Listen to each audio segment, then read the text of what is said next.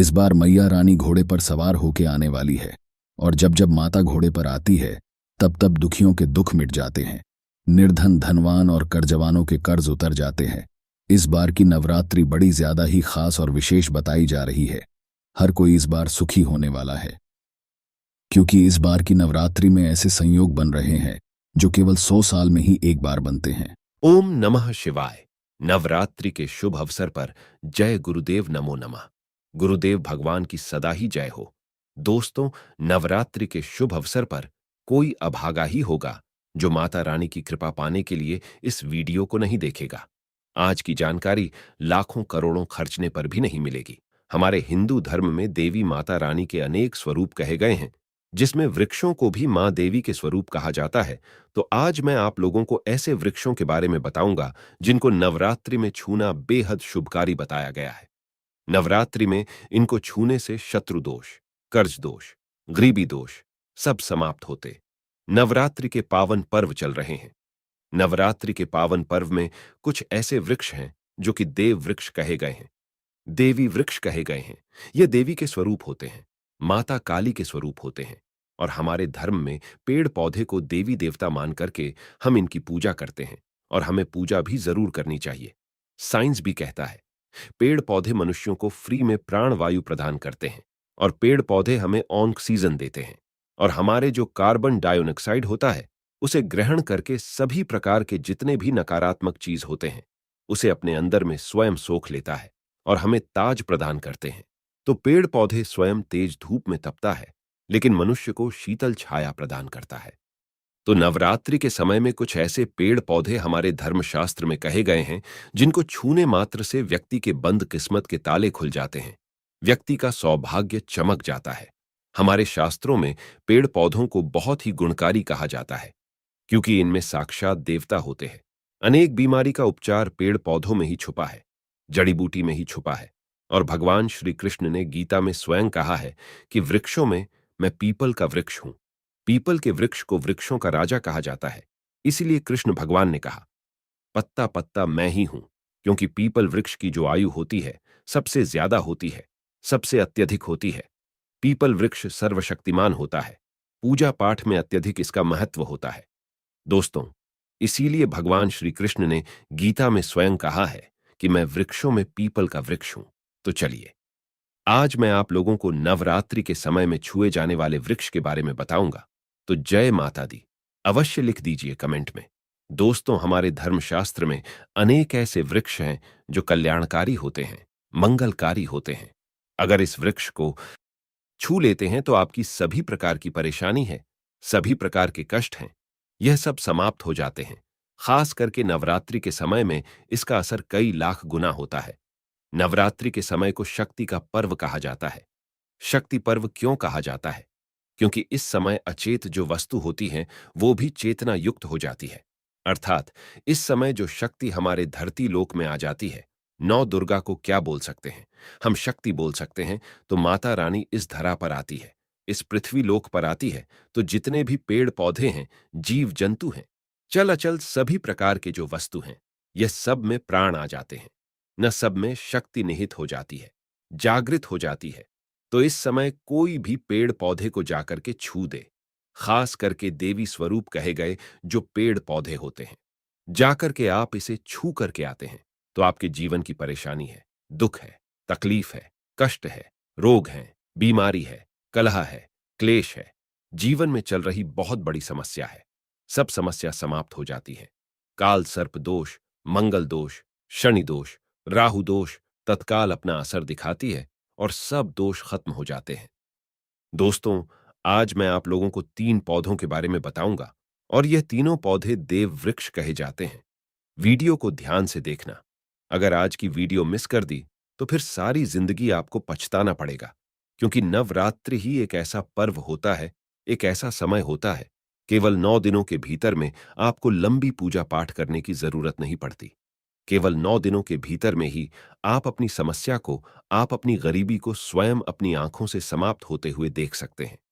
मैं जिस वृक्ष के बारे में बता रहा हूं, यह सारे वृक्ष आपको अपने घरों के आसपास में बहुत ही आसानी से मिल जाएंगे।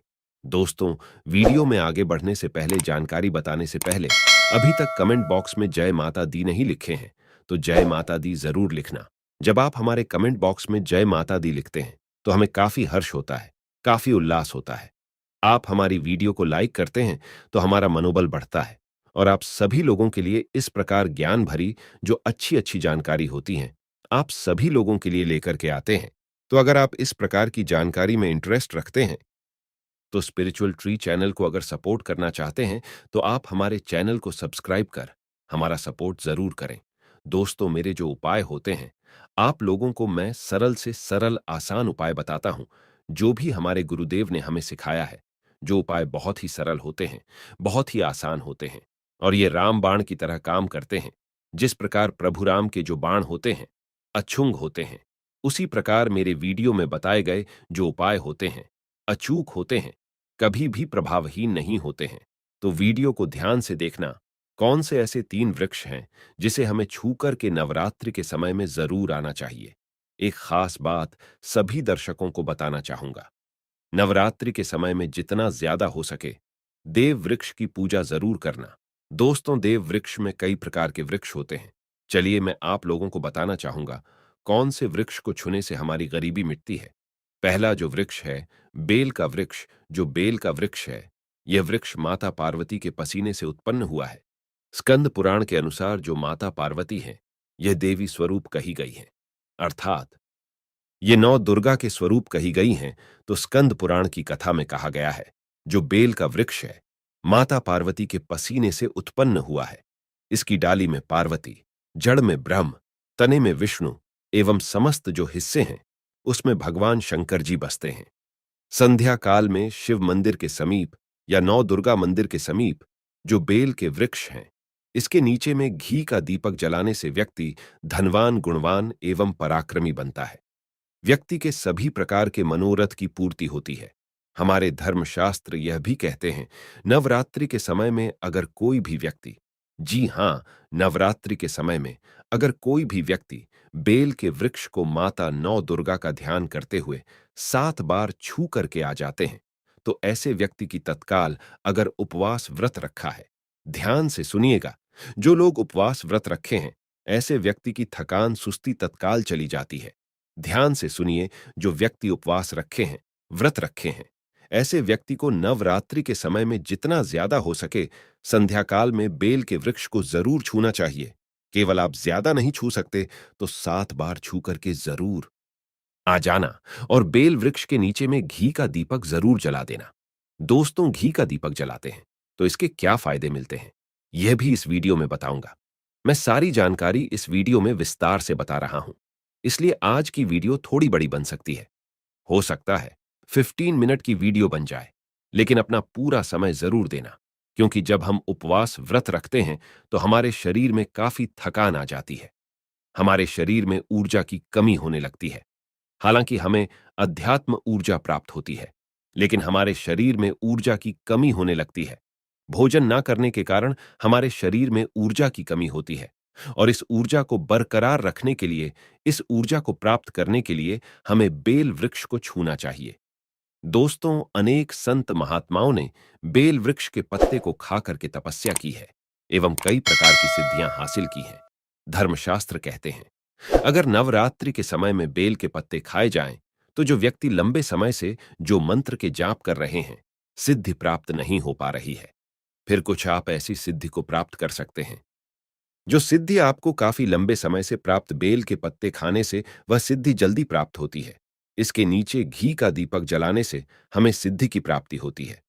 सिद्धि का मतलब होता है कार्य में सफलता। तो जो लंबे समय से आपके कार्य नहीं हो पा रहे हैं उस कार्य में नवरात्रि के समय में जितने भी दिन हो सके आप जो हैं, जब भी आपको समय मिले तो शाम के समय में घी का दीपक जरूर जला देना। और अगर कोई भी व्यक्ति नवरात्रि के समय में, ध्यान से सुनिए, अगर कोई भी व्यक्ति नवरात्रि के समय में अगर बेल वृक्ष की जड़ में दूध चढ़ाते हैं तो सभी प्रकार के व्याधि दूर होती हैं। अगर सिंदूर युक्त गंगाजल चढ़ाते हैं तो व्यक्ति की गरीबी मिटती है। अगर तिल चढ़ाते हैं बेल वृक्ष के जड़ में तो सौभाग्य की प्राप्ति होती है। और अगर बेल के तीनों पत्तों में, दोस्तों ध्यान से सुनिए, त्रिदेवी कही गई हैं, जैसे कि महाकाली, महालक्ष्मी, महासरस्वती, तो अगर बेल के जो 3 पत्ते हैं महालक्ष्मी, महाकाली, महासरस्वती के स्वरूप कहे गए हैं, तो बेल के अगर तीनों पत्तों में ओम, दूसरे पत्ते में हरिओम को सिंदूर से लिख करके चढ़ाना होता है।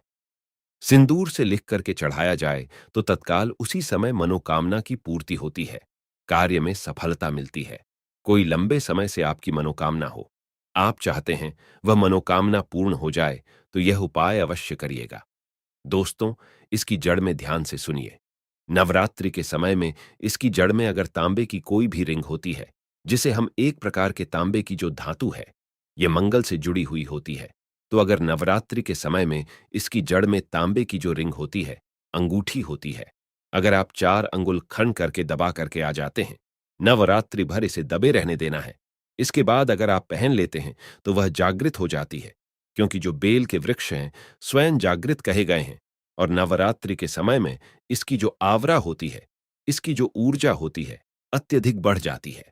फिर अगर आप इस प्रकार की अंगूठी को पहनते हैं तो कभी भी आपको रक्त संबंधी समस्या नहीं आती, शनि का दोष नहीं सताता, राहु की पीड़ा नहीं सताती, और नौ दुर्गा की कृपा से सदैव आप सुरक्षित रहते हैं। ऐसे व्यक्ति की कभी भी अकाल मृत्यु नहीं होती। दोस्तों, मैं दूसरे पौधे के बारे में जो बता रहा हूं, वह पौधा भी जान लीजिए। मैं जो दूसरे पौधे के बारे में बता रहा हूं, यह शमी का वृक्ष है। शमी के वृक्ष को जगदम्बा के स्वरूप कहा गया है। जो शमी के वृक्ष हैं, यह स्वयं जगदम्बा के स्वरूप हैं। इस पर स्वयं मां जगदम्बा स्वयं साक्षात विराजमान रहती हैं। और कोई भी व्यक्ति अगर संध्या काल में नवरात्रि के समय में इसके नीचे में धूप दीप जलाता है, धुआं दिखाता है, तो उनकी सभी प्रकार की परेशानी दूर होती है। धर्मशास्त्र कहते हैं, अगर कोई भी व्यक्ति नवरात्रि के पूरे समय में हो सके, अगर आप एक दिन भी करना चाहते हैं तो आप ये उपाय एक दिन भी कर सकते हैं, पंचमी या सप्तमी के दिन कर सकते हैं। तो हमारे धर्मशास्त्र में कहा गया है, अगर नवरात्रि के समय में लाल चूड़ी अगर कोई भी व्यक्ति मनोकामना बोलते हुए शमी के वृक्ष में बांधे, तो वह मनोकामना की पूर्ति होती है। लाल चूड़ी अगर कोई भी महिला जाकर के बांधती है तो उन्हें सौभाग्य की प्राप्ति होती है, उनके पति की कभी भी अकाल मृत्यु नहीं होती। इसकी जड़ में सिंदूर डालने से व्यक्ति को आरोग्य की प्राप्ति होती है। जो लोग लंबे समय से बीमार पड़े हैं, ऐसे व्यक्ति के जो घर में रहने वाले सदस्य हैं, तो वह लोग जो बीमार पड़े हैं, उनके शरीर से 7 बार सिंदूर को उतारा करके शमी की जड़ में डाल सकते हैं, तो उनके रोग जल्दी ठीक हो जाएंगे। जो लोग लंबे समय से बीमार पड़े हैं, या फिर आप बीमारी से बचना चाहते हैं, निरोग रहना चाहते हैं, तो इसकी जड़ में सिंदूर जरूर डाल देना। मनोकामना पूर्ति करने के लिए मैं एक मंत्र बता रहा हूं। इस मंत्र को बोलते हुए शमी के वृक्ष को छूना है। इस मंत्र को बोलते हुए शमी के वृक्ष को छूना है। आप तत्काल नवरात्रि के समय में इसका रिजल्ट देखना। जैसे ही नवरात्रि समाप्त होगा, आपकी जो मनोकामना है उसकी पूर्ति हो जाएगी। आपकी जो दरिद्रता है वह दरिद्रता समाप्त हो जाएगी। तो मंत्र कौन सा है? तो आपको बोलना है, मम मनोरथे पूरे मम दरिद्रनाश। यह मंत्र आपको बोलना है। यह मंत्र बोलते शमी के वृक्ष को छूना है। सभी प्रकार के आपके मनोरथ की पूर्ति होगी। आपकी जो दरिद्रता है, दरिद्रता समाप्त हो जाएगी, छू मंत्र हो जाएगी। यह आपको छूते हुए बोलना है। आप चाहते हो तो नवरात्रि के समय में मौली धागे भी शमी के वृक्ष पर बांध सकते हो। अधिकतर लोग मौली धागे बांधते हैं। मौली धागे बांधने से माता रानी आपसे बंध जाती है। दोस्तों, कहने का मतलब है कि माता रानी आजीवन आपका साथ देती है, आपके हर कदम में मार्गदर्शन करती है। इसकी जड़ की मिट्टी ला करके ध्यान से सुनिए। नवरात्रि के समय में अगर आप जो है नौ दुर्गा के उपवास नहीं कर पा रहे हैं, व्रत नहीं कर पा रहे हैं किसी कारणवश, तो केवल इसकी जड़ की मिट्टी लाकर के नवरात्रि के समय में स्नान करने से व्यक्ति का भाग्य उदय हो जाता है। व्यक्ति का भाग्य चमक जाता है। व्यक्ति की जो फूटी किस्मत होती है वह भी चमक जाती है। आप में से अधिकतर लोग बोलते हैं ना कि हमसे लक्ष्मी नाराज हो चुकी है, लक्ष्मी हमारे घर में आना ही बंद कर चुकी है। तो आप चाहते हैं कि लक्ष्मी की कृपा प्राप्त हो जाए, तो नित्य नवरात्रि के समय में इसकी मिट्टी को लाकर के नवरात्रि के समय में स्नान करना शुरू कर दीजिए। नहाने वाले पानी में डाल करके स्नान करना शुरू कर दीजिए। आपके शरीर से दोष दूर हो जाएंगे। आपके शरीर से किसी भी प्रकार की पीड़ा है, नकारात्मक शक्ति आपके शरीर में प्रवेश कर गई है, वह भी समाप्त हो जाएगी। दोस्तों, तीसरे क्रम में मैं जिस वृक्ष के बारे में बता रहा हूं, मित्रों, इस वृक्ष को देव वृक्ष भी कहा जाता है। जो तीसरा वृक्ष है वह है परिजात का वृक्ष। परिजात का वृक्ष समुद्र मंथन से उत्पन्न हुआ था और यह देवराज इंद्र के नंदन वन में स्थापित किया गया था। परिजात वृक्ष भगवान कृष्ण ने मानव जन कल्याण के लिए धरती लोक पर लाए थे। जो पारिजात का वृक्ष है, इसे भी लक्ष्मी का स्वरूप कहा गया है, क्योंकि माता लक्ष्मी भी समुद्र से उत्पन्न हुई है और परजात के वृक्ष भी समुद्र से उत्पन्न हुआ। इस नाते यह माता लक्ष्मी की बहन कही जाती है। तो ऐसा माना जाता है कि कोई भी मनुष्य उनके शरीर में कितनी भी ज्यादा थकान हो, कितनी भी पीड़ा हो, जैसे कि नवरात्रि के अगर आप व्रत रख रहे हैं, व्रत के दौरान अगर आपके शरीर में थकान है, पीड़ा है, तो परिजात के वृक्ष को शाम के समय में छू करके जरूर आ जाना। आप चाहते हो तो नवरात्रि के किसी भी टाइम में आपको टाइम मिले, उस समय में जाकर के इसके वृक्ष को छू सकते हैं। इसके वृक्ष को छूते ही तत्काल शरीर से पीड़ा है, जो थकान है, सुस्ती है, कमजोरी है, वह समाप्त हो जाती है। इस वृक्ष के नीचे में अगर नवरात्रि के समय में घी का दीपक जलाया जाए, चुटकी भर सिंदूर अगर इसकी जड़ में डाला जाए, तो सभी प्रकार की मनोकामना की पूर्ति होती है। लेकिन आपको प्रार्थना जरूर करनी है कि हे परिजात वृक्ष, आप देवी स्वरूप कहे जाती हैं, आप हमारी सभी प्रकार की पीड़ा को दूर करें। ग्रह दोष है, पितृ दोष है, लक्ष्मी दोष है, इसे आप समाप्त करें। लक्ष्मी स्वयं आपकी बहन है। माता लक्ष्मी का हमारे जीवन में प्रवेश कर जाए, इस प्रकार का आप हमें आशीर्वाद प्रदान करें। इस प्रकार से आप इनसे जो है मनोकामना बोल सकते हैं, मनोरथ बोल सकते हैं। यह लक्ष्मी की बहन कही गई है, क्योंकि समुद्र मंथन से यह उत्पन्न हुआ है। तो अगर आप भी जल्द धनवान बनना चाहते हैं, आपके जीवन में कोई कामना है, कोई कामना अधूरी रह गई है, तो हमने 3 वृक्ष के बारे में बताया है। इन 3 वृक्ष को नवरात्रि के समय में छूना शुरू कर सकते हैं। और अगर कोई व्यक्ति यह तीनों वृक्ष को छू लेते हैं, ध्यान से सुनिए, अगर तीनों वृक्ष को छू लेते हैं, तो ऐसे व्यक्ति के कार्य सफल होने से, ऐसे व्यक्ति की मनोकामना पूर्ण होने से दुनिया की कोई भी शक्ति नहीं रोक पाएंगी। मनोकामना पूर्ति करने के लिए, कार्य में प्रगति प्राप्त करने के लिए, अपनी किस्मत को चमकाने के लिए, सोए हुए भाग्य को जागृत करने के लिए नवरात्रि में यह उपाय जरूर करिएगा। दोस्तों, यह उपाय सोने पर सुहागा होगा। यह आपकी जिंदगी को संवार देंगे, आपकी जिंदगी में चल रही परेशानी को दूर कर देंगे। तो यह जानकारी कैसी लगी, हमें कमेंट सेक्शन में जरूर बताना। और इस जानकारी को अपने तक सीमित मत रखना, इस जानकारी को आगे जरूर शेयर करना, क्योंकि ज्ञान बांटने से ज्ञान बढ़ता है। हो सकता है आप इस वीडियो को शेयर आगे करेंगे तो कोई व्यक्ति नवरात्रि के समय में थकान महसूस करते हैं, पीड़ा महसूस करते हैं, नवरात्रि के समय उनको होती है, किसी भी प्रकार के कष्ट होते हैं, तो इन वृक्षों को छू कर के सारे कष्टों से छुटकारा पा सकते हैं। तो समाज कल्याण हेतु इस वीडियो को आगे जरूर शेयर करना। कमेंट बॉक्स में अभी तक जय माता दी नहीं लिखा है, तो जय माता दी लिख दीजिए। आज की जानकारी यहीं पर समाप्त करता हूं। ओम नमः शिवाय। जय माता दी। हर हर गंगे। जय गुरुदेव। नमो नमः। गुरुदेव भगवान की सदा ही जय हो।